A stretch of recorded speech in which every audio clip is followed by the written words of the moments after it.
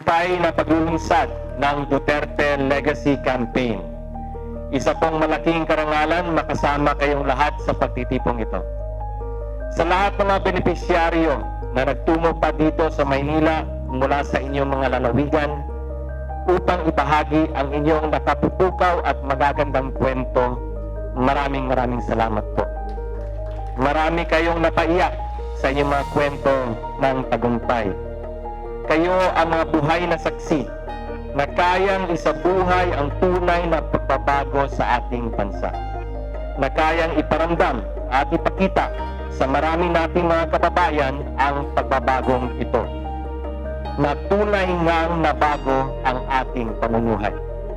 Sa lahat ng ahensya ng gobyerno, mga kagawaran at mga tanggapan nagpapatupad ng iba't ibang programa upang maisakatuparan ang mga pamanang maiiwan ng kasalukuyang administrasyon, tanggapin po ninyo ang aming taus-pusong pasasalamat. Huwag muna tayong magpahinga sa ating masimulan dahil napakarami pa tayong makakamit sa pamamagitan ng ating whole of government at whole of nation approach. Sa lahat ng narito ngayon, sa mga dumalong katuwang sa pagbabago, sa ngalan ng PCOO at ng Office of the President, maraming salamat po sa inyong lahat. Ladies and gentlemen, legacy means to bequeath, a gift handed down from one generation to the next. Ibig pong sabihin, pamana.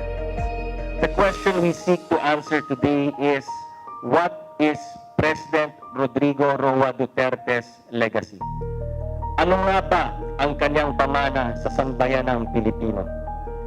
In his inaugural address on June 30, 2016, the President said, and I quote, "Malasakit, tunay na pagbabago, tinud-anay nga kausaban, tinud-anay nga kapag-uhan, mao kana ang tumong sa atong panggobyerno. Love of country, subordination of personal interests to the common good, concern and care for the helpless and the impoverished. These are among the lost and faded values that we seek to recover and revitalize as we commence our journey towards a better Philippines." End of quote. Mga kaibigan, ang ating Pangulo, 10 ng kanyang gabinete ay puspusang nagtatrabaho simula sa unang araw pa lamang upang maisakatuparan ang tunay na pagbabago na nakaangkla sa ating inclusive growth agenda upang ating masiguro na wala ni isa man sa ating mga kababayan ang mapag-iwanan. In October of 2016, the President signed Executive Order Number 5, his 25-year long-term vision entitled Ambisyon Natin 2040, our template for development for our country. A future where every Filipino enjoys a matatag, maginhawa at panatag na buhay in keeping with his promise of malasakit, pagbabago at patuloy na pag-unlad. The stories we heard this morning are just but a few of the stories we want to be retold. They attest to the sustained growth that this administration has been working incessantly on to create more jobs, to draw the majority of our people into the economic and social mainstream, and to continuously work towards eradicating hunger and poverty in our lifetime. Highlighted today are just some of the landmark achievements of the President towards a better Philippines in the areas of economic growth, poverty alleviation, social services, health, infrastructure, and peace and order. Our economy under President Duterte continues to do well in terms of economic growth and stability. The passage and implementation of difficult economic reforms have earned the country's sovereign credit a BBB+ rating upgrade from Standard & Poor's, and we are well on our way to A rating. Under this administration, the ordinary Filipino has shared in economic growth, with surveys showing a lower number of people identifying themselves as poor. unemployment rates continue to fall. The quality of jobs are improving. A number of social programs have increased households' disposable incomes. These include, among others, free college tuition, higher pensions, conditional cash transfers, and the universal health care. The country is experiencing an infrastructure boom unseen in the last 4 decades through the Build, Build, Build program that seeks to transform the country's landscape across the archipelago, enhancing the country's mobility, connectivity, and accessibility. Implementation is underway for reform measures which include the game-changing reform 3 decades in the making that has substantially brought down rice prices, as well as the Anti-Red Tape Law or the Ease of Doing Business Act, the Bangko Sentral ng Pilipinas Act, the National ID, and of course, the Bangsamoro Basic Organic Law. These are just a few of the pro-people policies never before advanced.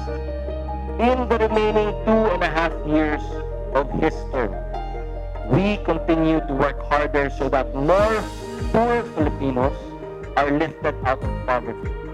The President's legacy will be defined in terms of how much better people's lives have become and how much government services are supporting the people to ensure that they will never be poor again.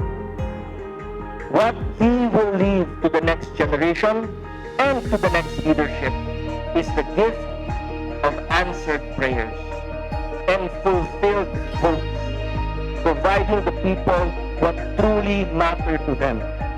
Reform programs and policies, and trust and confidence in the capacity and ability of their government to make their lives better, to make their lives safer, to make their lives healthier. But inasmuch as we are happy with what we have all achieved, the continuing challenge and the more difficult one is ensuring that these gains are sustained beyond his term.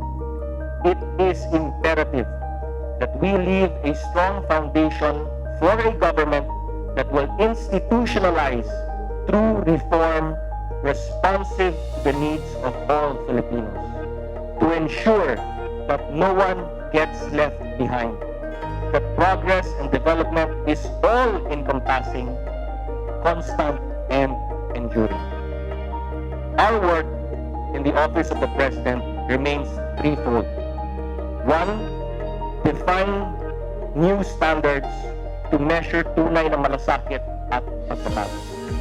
2, ensure we realize the correct outcomes under the President's reform agenda. And 3, accelerate implementation so that it is felt by the vast majority across regions, especially in places where reforms are needed most. Our President has never been after attention to himself, nor after citations or accolades for doing his work. In fact, he shuns such and sees them as distractions, unnecessary vanity that detracts from the true essence of being a servant of the people. His only wish is to leave a legacy of a better now and a better future, to bequeath to the people a life that is fruitful and meaningful to them and the generations of their families to come.